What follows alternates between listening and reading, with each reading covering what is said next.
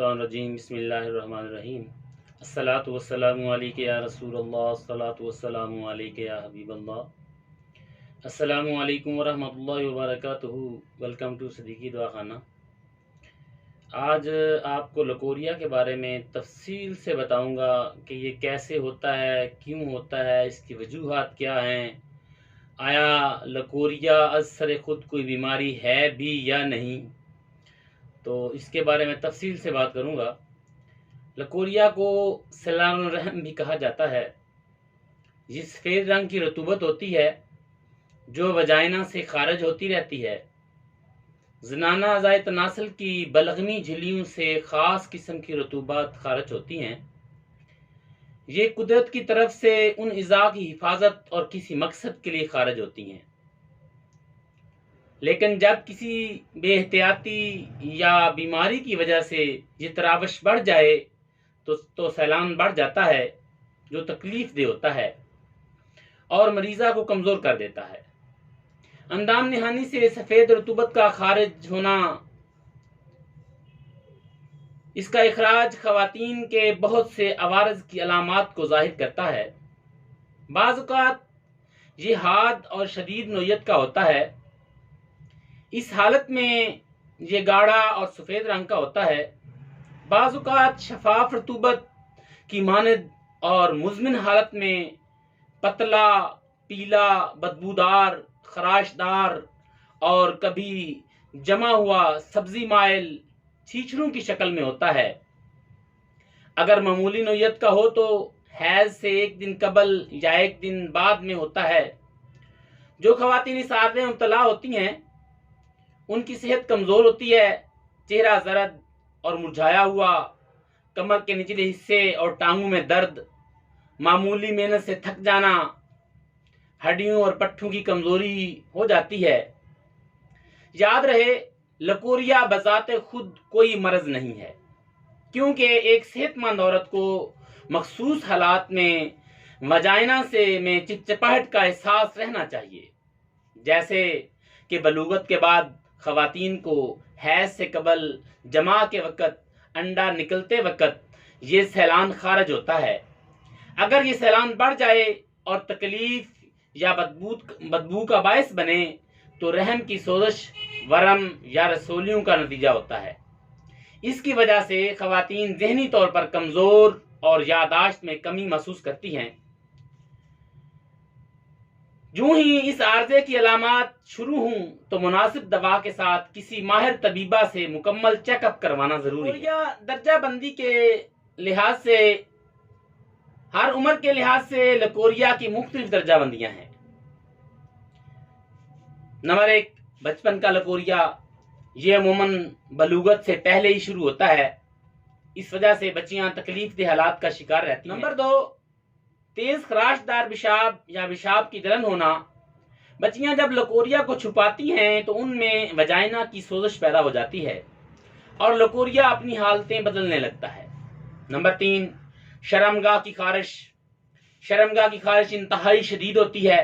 मरीज़ा को शर्मगाह खुजाते हुए लज्जत महसूस होती है और वजाइना की नालियों में सोजश पैदा होकर लकोरिया को बदबूदार बना देता है। सूती कपड़े का शर्मगाह में दाखिल होना, वजाइना की खारिश की शिकायत। लड़कियों को इस मकाम पर सख्त चुभन और दर्द की कैफियत पैदा हो जाती है।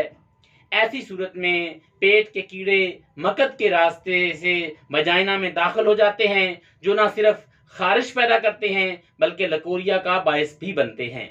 नंबर 5, ग़िज़ाई बदपरहेज़ी के असरात। ऐसी लड़कियां जो बहुत ज़्यादा खट्टी शिया खाती हैं उनमें लकोरिया का मर्ज़ पैदा हो जाता है। अमूमन बच्चियां खट्टी चीज़ें, इमली और इमली से बनी हुई चीज़ें, अचार, चटनियाँ, चाट, दही भल्ले, अम्बियाँ वगैरह, लीमू और दीगर मसालों वाली डिशें शौक़ से खाती हैं।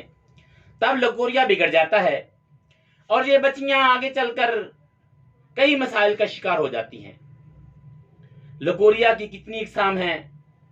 आमतौर पर ये लकोरिया 6 किस्म का होता है। नंबर 1, सैलान फर्जी। इसमें अंदाम निहानी के बैरूनी हिस्से से लेसदार रतूबत खारिज होती है। इस किस्म का लकोरिया नौजवान लड़कियों को हुआ करता है। नंबर 2, सैलाने महबली अंदाम निहानी के अंदरूनी हिस्से से गाढ़ी दूधिया रतूबत निकलती है जो खारिश और जलन पैदा करती है। ये लकोरिया नई नवेली दुल्हन को होता है। नंबर 3, सैलाने अनकी इस किस्म में अनकुर रहम से सैलान हुआ करता है जो अंडे की सफेदी की तरह लेसदार और खारा होता है। नंबर 4, सैलानुर रहमी रहम के अंदरूनी हिस्से से रतूबत का खारिज होना जो सफेद या नीलगू होती है लेकिन लेसदार नहीं होती। लकोरिया पुराना होने की सूरत में मादे की रंगत सुर्खी माइल, जर्दी माइल और पानी जैसी खारिज होने लगती है। सैलान की शिद्दत से कपड़े हरदम तर रहते हैं। मर्ज की ये किस्म हर उम्र की औरत को हो सकती है। नंबर 5, सैलान बैजी ये सैलान औरत के खुशियतुर रहम के कमजोर और कुव्वत मास्का के खत्म होने से पैदा होता है। ये रतूबत काजिफ नालियों से बहती है। और नंबर 6, सैलान बारथोलीन इस सैलान का सबब गोनाकोकस जरासीम होते हैं। अल्तहाब की वजह से गदा बारथोलीन से रतूबत जारी होती है जो कि मर्दों में सैलान मनी की तरह होती है। अगर सैलान रहम में खून के ज़रात पाए जाएं तो ये रहम में वरम, सोजश या रसोली का इजहार है। लकोरिया की अलामात इस मर्ज से मुतासरा खवातीन में दर्ज झैल से कुछ अलामात जाहिर होती हैं। मर्द के शुरू में बगैर तकलीफ के लकोरिया होता है। मर्ज बढ़ जाए तो वजाइना में खारिश और जलन होती है। चिपचिपा पानी खारिज होना, अंडे की सफेदी की तरह होना, दूध या लेसदार होना, बदबूदार लोथड़ों की शक्ल में होना, लकोरिये में खून के ज़रात होना, मरीजा का चेहरा जर्द होना, आंखें गाल अंदर धंसे होना, चिड़चिड़ापन होना, सुस्ती और काहली से काम में जी न लगना, सर, कमर, पिंडलियों और जोड़ों में शदीद दर्द होना, कब्ज होना, भूख बंद होना, जी मत लाना, बार बार पेशाब जलनदार आना, रहम की खारिश, रहम का बार बार टल जाना, रहम की रसोलियाँ वगैरह। अब लकोरिया की वजूहात क्या है, ये किस वजह से होता है? इस मर्ज की अमूमन दर्ज झैल वजूहात होती हैं।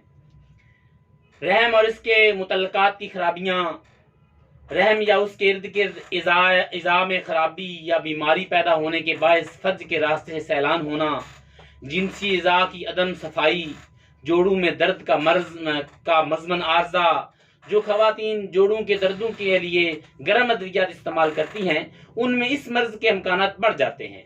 बंदश हैज़, बवासीर व कब्ज़ का आर्जा, रहम की सोजश, आतशक, सुजाक, परेशानी, मायूसी, गुस्सा, रहम या उसके मुतल्लिका इज़ा में सरतान होना, रहम का टल जाना, कसरत हैज़, चटपटी खट्टी शिया का इस्तेमाल, खून, कैल्शियम और विटामिन डी की कमी। और यहाँ आपको लकोरियों का घरेलू इलाज भी बताऊंगा।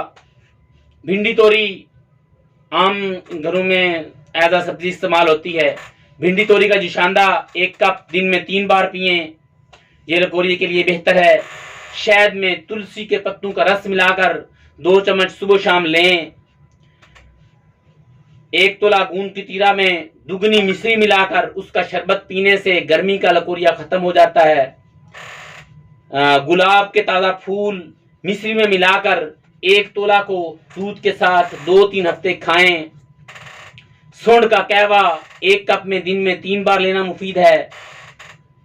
छाछ में नमक और जीरा सफेद मिलाकर पीना भी मुफीद है, लस्सी जिसे हम बोलते हैं। जीरा भूनकर चीनी मिला लें और आध चम्मच पानी के साथ फांकें।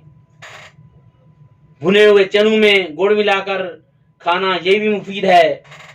अब देखना ये है कि ये चीजें किस लकोरिये, किस मर्ज वाले के लिए बेहतर हैं। ये सारी चीजें ही बेज़रर हैं, लेकिन इसके लिए आप अपनी तबीबा से रब्ता कर सकते हैं या अपने तबीब से रब्ता कर सकती हैं।